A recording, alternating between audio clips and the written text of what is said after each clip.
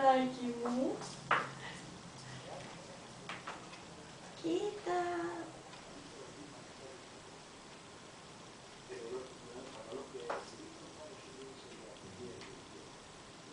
Εντάξει τώρα. Πιο ωραίο ήταν στο διάδρομο.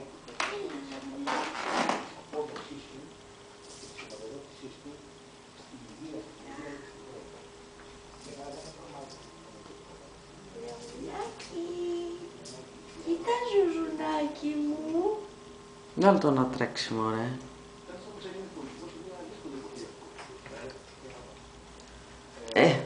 Όχι εκεί.